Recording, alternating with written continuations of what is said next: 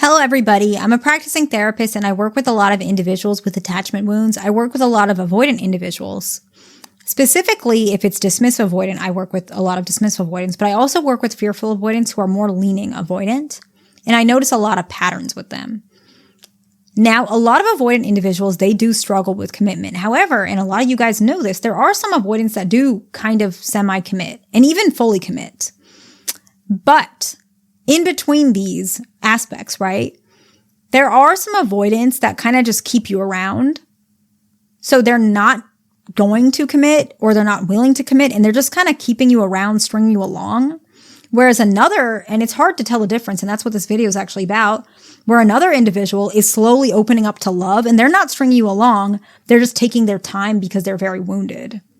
And so today, I wanted to make a video, basically,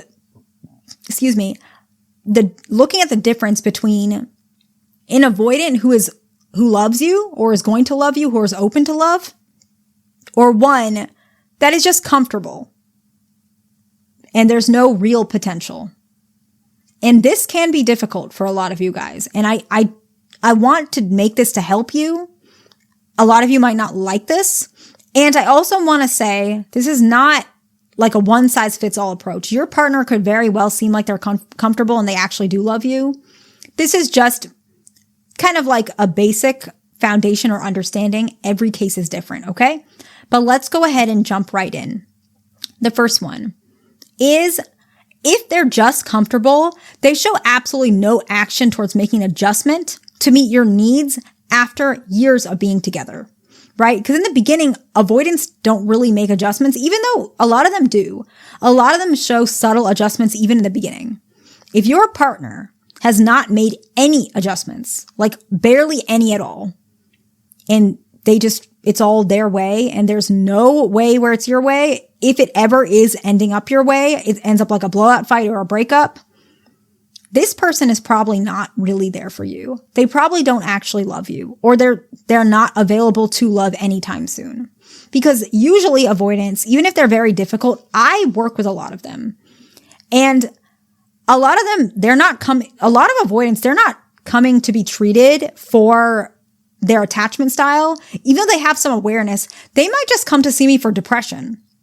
They might not just come to see me for OCD, whatever it is. They're coming to me for a particular reason. And while we work, we're also, because I'm a psychodynamic therapist, so I'm working with a lot of other aspects of their life and we're running into attachment. I do believe in diagnostic impressions, which is different from some therapists. I do believe in it, but I think it's such a multivariable approach. When we start going deeper into their wounds, we do bump into attachment.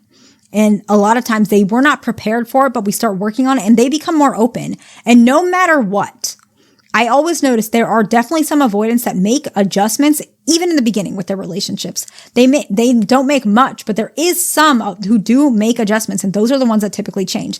The ones that don't make adjustments, they usually are a lot more unwilling to change. So that's one way to know if this person is just comfortable with you or if they actually are willing to love you. The second one, they don't open up about what they want from you, even after years. Avoidant individuals, they're not very vocal, but after years especially, they will tell you that they don't like certain things. They just don't. They don't like certain things.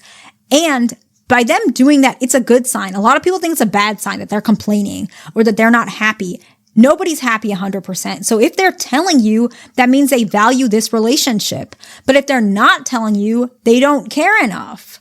And I know that sounds a little bit harsh, but I'm telling you the truth. Think about if you guys, for example, an individual, let's say you have a car and you really care for this car. You don't like when certain things happen or if something happens about it or maybe it's not operating the way you want it. You're frustrated or you want an oil change at this specific time. You care about it even if you're not totally happy all the time. You want to make sure it's clean.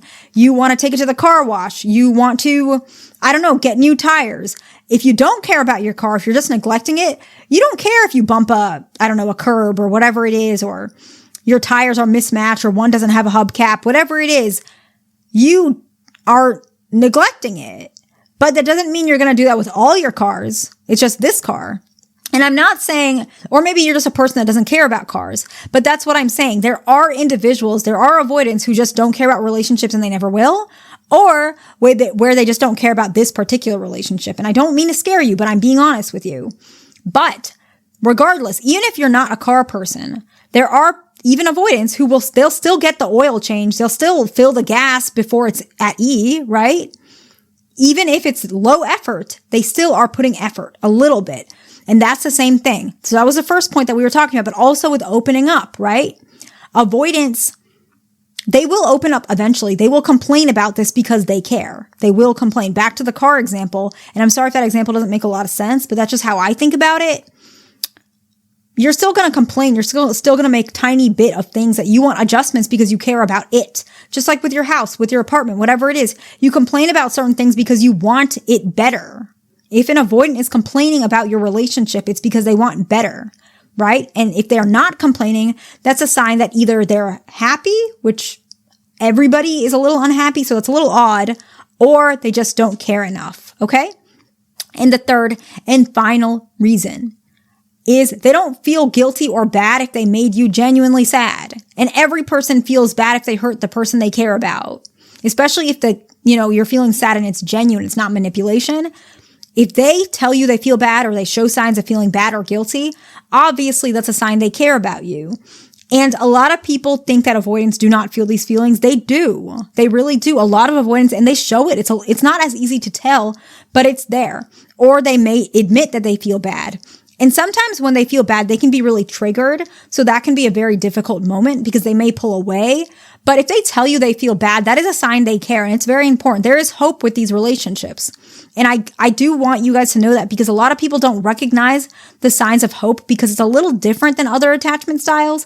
It's a little more specific, but it's very important to remember that. So like I had mentioned, if they show even a little bit of action, it's a good sign. If they show a little bit of opening up or even complaints, that's a good sign. If they show that they feel guilty or sad, that's a good sign. This person has investment in the relationship. If they don't do those things, I question if they truly are invested in this relationship or not. Sorry if the camera just shook for a second, but I do hope that makes sense. That's kind of what I wanted to share with you guys. Go ahead and subscribe, like, and I'll see you in the next one.